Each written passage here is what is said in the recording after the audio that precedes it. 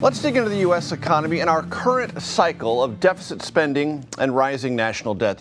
Everyday life in America is starting to look very different, and not in a good way.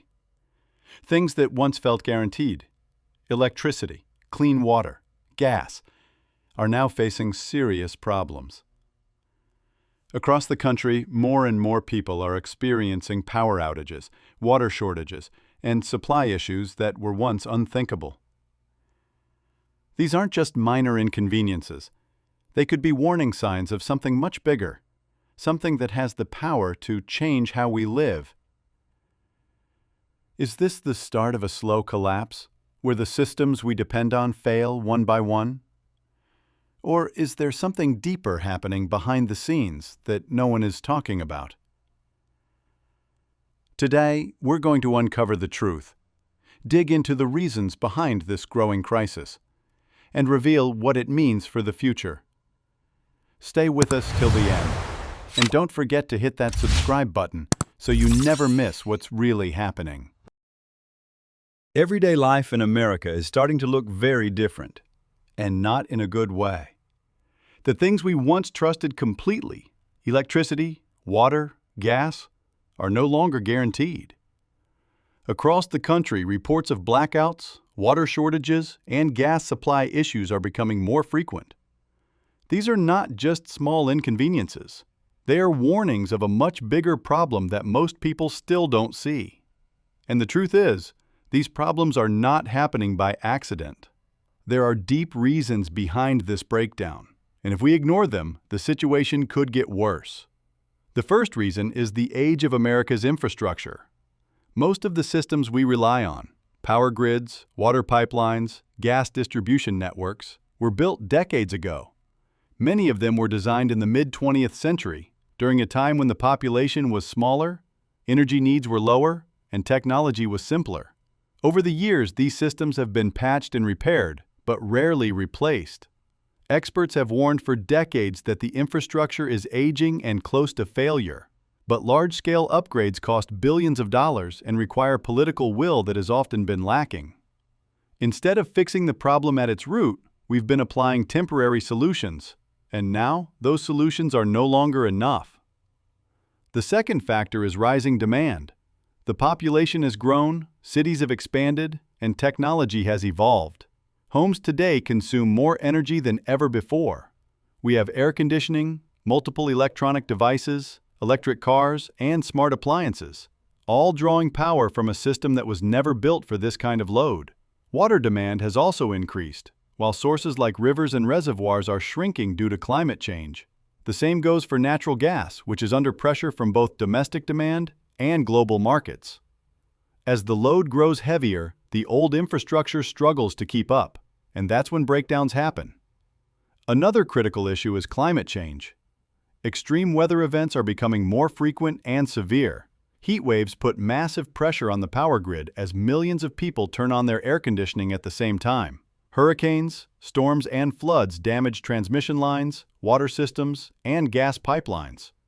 In the West, droughts have reduced water levels to historic lows, forcing cities to ration water. In the Midwest and South, heavy storms destroy infrastructure faster than it can be repaired. These weather patterns are not temporary, they're becoming the new normal, and the systems that were designed decades ago were never meant to handle this level of stress. Economics play a big role too. Repairing and upgrading infrastructure requires huge investments. But in many cases, the money isn't there. Federal and state budgets often prioritize other projects, and when funds do go to infrastructure, they are often delayed by politics and bureaucracy. Meanwhile, energy companies and utility providers focus on profit rather than resilience. They often choose cheaper, short-term fixes instead of long-term solutions because it costs less upfront.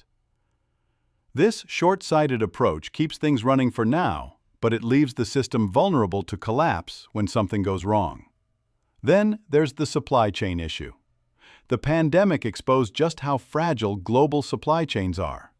Materials needed to repair or upgrade infrastructure, like steel, semiconductors, and specialized equipment, became harder to get. Prices soared, projects were delayed, and in some cases, completely canceled. Even now, many utilities are struggling to catch up because they simply don't have the parts or labor to do the work quickly. All of this creates a dangerous cycle. When one part of the system fails, it puts pressure on another. A blackout in one region forces other grids to carry the load, which can lead to more failures. A water shortage in one city forces neighboring areas to share resources, which spreads the problem further. And when these issues happen together, like a heat wave that causes power failures and a drought that limits water supply, the impact becomes massive. Families are left without electricity in extreme heat. Businesses shut down, and entire communities suffer. Some experts call this a slow collapse. It doesn't happen all at once.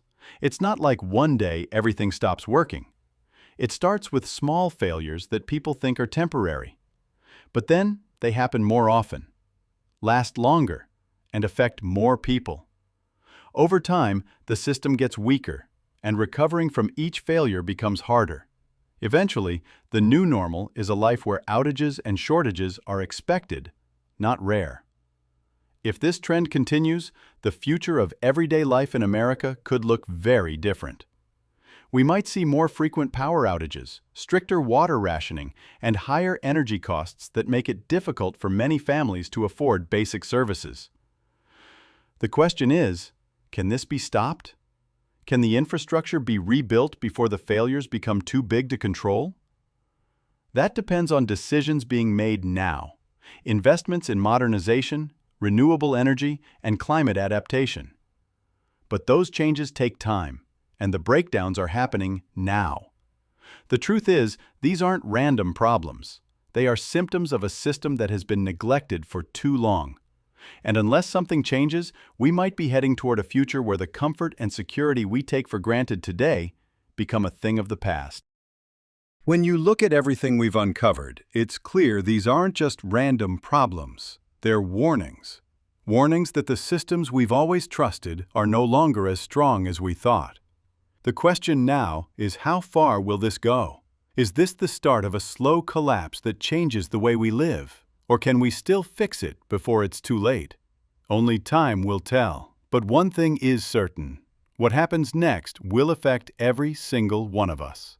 If you want to stay informed and understand the truth behind these changes, make sure to hit that subscribe button, because this story is only just beginning.